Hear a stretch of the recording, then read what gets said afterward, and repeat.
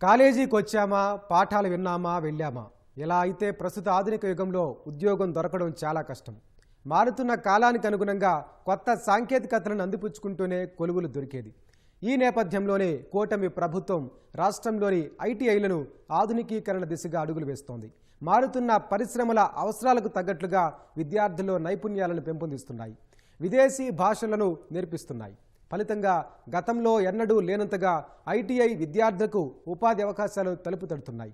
కొలువులు కల్పించేందుకు పరిశ్రమలు, ప్రైవేటు సంస్థలు ముందుకొస్తున్నాయి. విజయనగరం ఉమ్మడి జిల్లా ప్రభుత్వ ఐటీఐ కళాశాల ఇందుకు నిదర్శనం.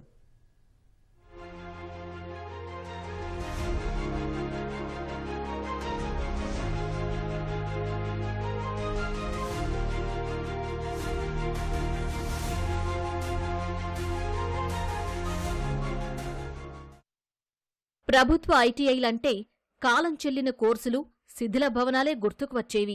ఏఐ యుగంలోకి వచ్చేసిన ప్రస్తుత తరుణంలోనూ అక్కడ నేర్పించే కోర్సులతో ఉద్యోగాలు పొందడం కష్టంగా మారింది. ఈ నేపథ్యంలో ఉపాధి కల్పనలో కీలక పాత్ర పోషించే ఐటీఐల స్వరూపాన్ని మార్చాలని నిర్ణయించింది కూటమి ప్రభుత్వం. కొత్త కోర్సులు, నేటి కాలానికి అనుగుణమైన నైపుణ్యాలు అందుబాటులోకి తెస్తోంది. విద్యార్థులకు వివిధ వృత్తుల్లో తగిన తర్ఫీదు ఇస్తూ కోర్సు పూర్తి చేసుకున్న వెంటనే ఉద్యోగ, ఉపాధి అవకాశాలు దక్కేలా శిక్షణ అందిస్తున్నారు. ఉమ్మడి విజయనగరం జిల్లా ప్రభుత్వ ఐటీఐ కళాశాల ఇందుకు ఉదాహరణగా నిలుస్తోంది. నిపుణులైన అధ్యాపకుల శిక్షణలో అనేక రకాల అంశాలపై ఇక్కడ విద్యార్థులు తర్ఫీదు పొందుతున్నారు.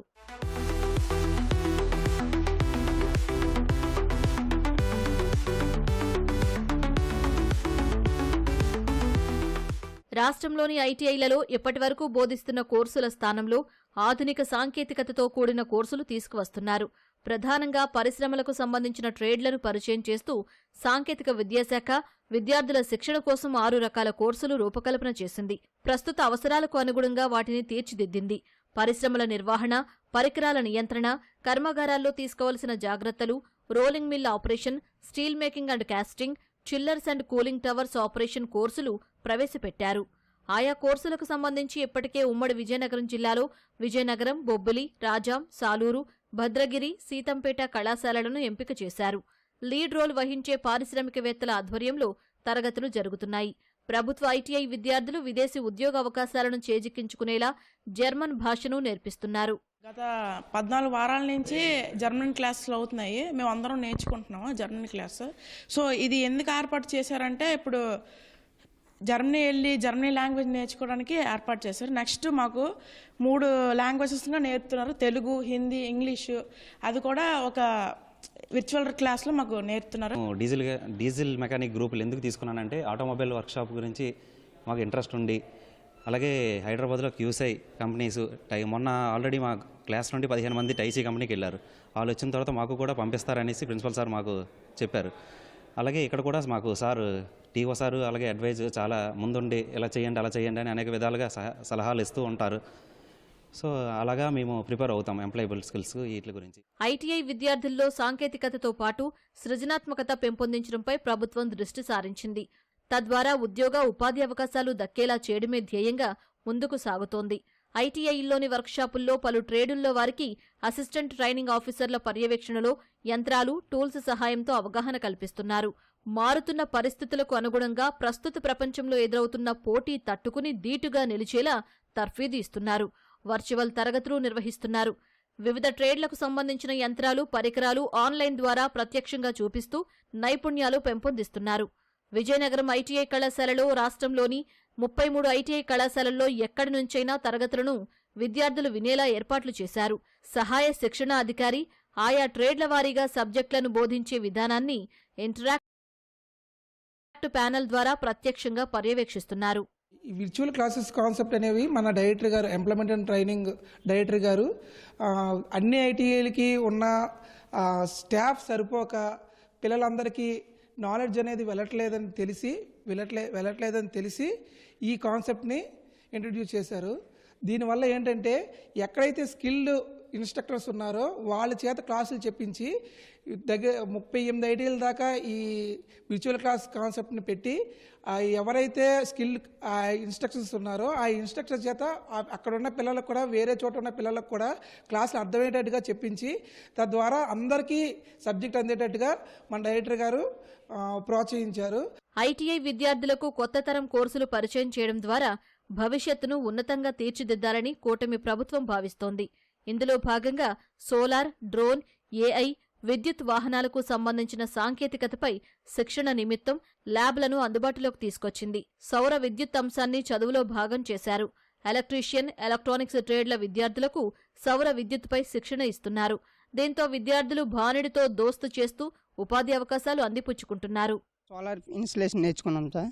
తర్వాత ఆన్ గ్రిడ్, ఆఫ్ గ్రిడ్ నేర్చుకున్నాం సార్. ఆన్ గ్రిడ్ అంటే ఏంటి, ఆఫ్ గ్రిడ్ అంటే ఏంటి అనేది ఇక్కడ నేర్పారు సార్. మాకు చాలా హ్యాపీగా ఫీల్ అవుతున్నాం సార్. బయటగా మేము ఇప్పుడు రిలీవ్ అయిన వెంటనే మాకు ఎంప్లాయ్మెంట్ కలుగుతుందని మేము భావిస్తున్నాం. బయట నేర్చుకోండి, కోర్స్ నేర్చుకోవాలంటే బయట నేర్చుకోవాలంటే ఇక్కడ ఇలా నేర్పేవాళ్ళు ఉండరు సార్. మెయిన్ డబ్బులు ఖర్చు పెట్టాలి.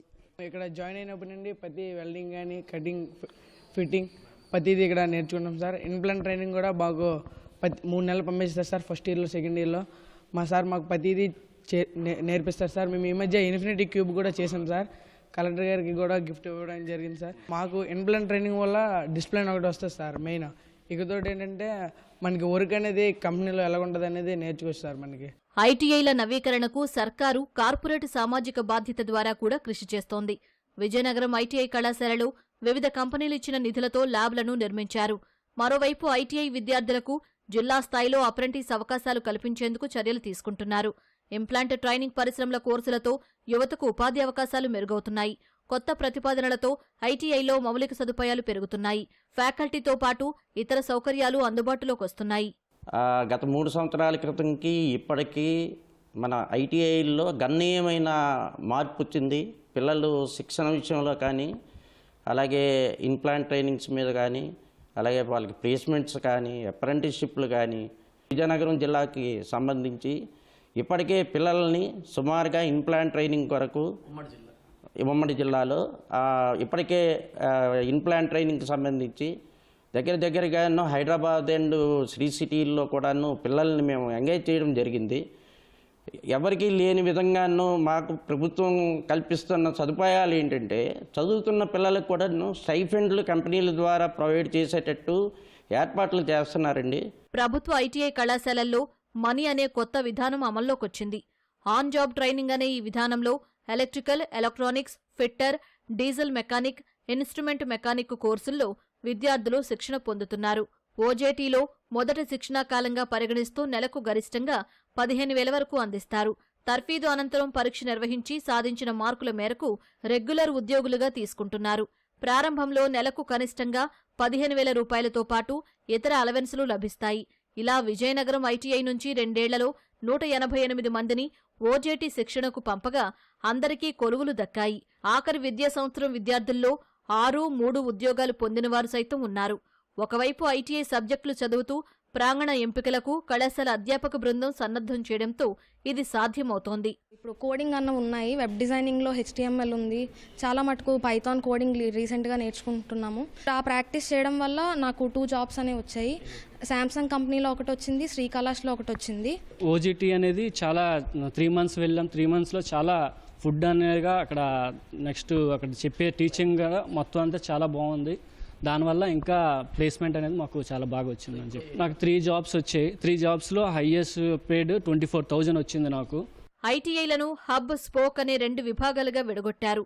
నిధుల కేటాయింపు ఆధారంగా వీటిని విభజించినట్లు తెలుస్తోంది.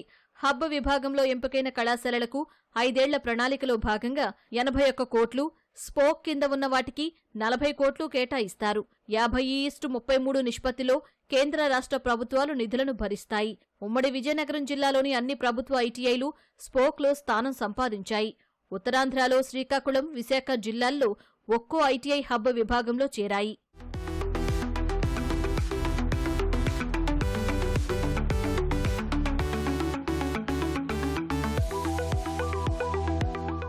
అందరికీ ప్రభుత్వ ఉద్యోగాలంటే సాధ్యం కాదు. అటు ప్రైవేట్ రంగంలోనూ పోటీ తీవ్రంగానే ఉంది.